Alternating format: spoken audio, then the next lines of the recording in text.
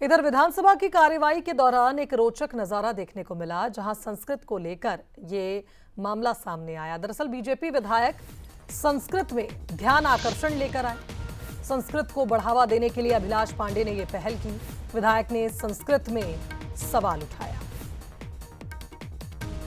हैं तो एक अलग अंदाज में नजर आते हैं और आज भी आप देखिए अंदाज कुछ अलग है। अंदाज वो है जो भारतीय परंपरा है, भारतीय संस्कृति है और भारत की संस्कृत सब कुछ दिखाई देता है। एक तरफ गले में माला है, दूसरी तरफ दुपट्टा है और कुर्ता और धोती।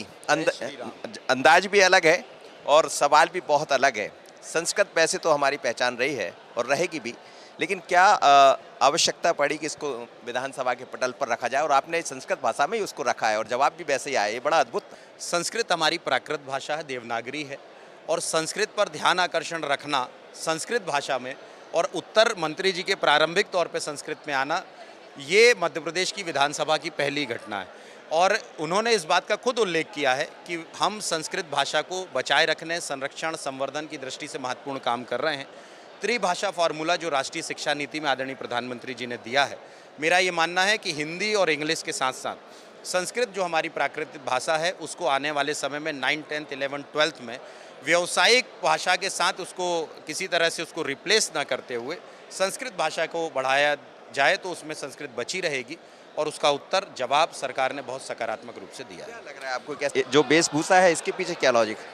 देखिए, जब आप जिस विषय को रखें, और आज मैं उत्तर मध्य विधानसभा से विधायक हूं और मेरी विधानसभा में बहुत बड़ी संख्या में संस्कृत को मानने जानने वाले लोग रहते हैं और संस्कृत के बारे में मेरी विधानसभा के लोगों ने मुझसे ये बात कही। और हमारे यहाँ एक संस्कृत महाविद्यालय भी चलता है दमोह नाके में, मैं उसको बचाने के लिए भी कृत संकल्पित हूँ। इस दिशा पर हम काम कर रहे हैं। जिस तरह के कपड़े पहनकर आए, क्योंकि यदि संस्कृत की बात करना है तो आपको कुर्ता, धोती और दुपट्टा भी डालना होगा, तो उसी अंदाज में पहुंचे थे। जो संस्कृत की बात उन्होंने सदन के भीतर रखी, उसी अंदाज में मंत्री ने भी जवाब दिया, यानी संस्कृत आज सदन में खूब गूंजी। आसिफ खरे के साथ मनोज सैनी, बंसल न्यूज़, भोपाल। वहीं मंत्री उदय प्रताप सिंह ने भी संस्कृत में ही सवाल का जवाब दिया। धोती, कुर्ता, माला पहनकर विधानसभा पहुंचे। संस्कृत हमारी पहचान है। उन्होंने कहा हाई स्कूल में भी संस्कृत भाषा पढ़ाई जानी चाहिए।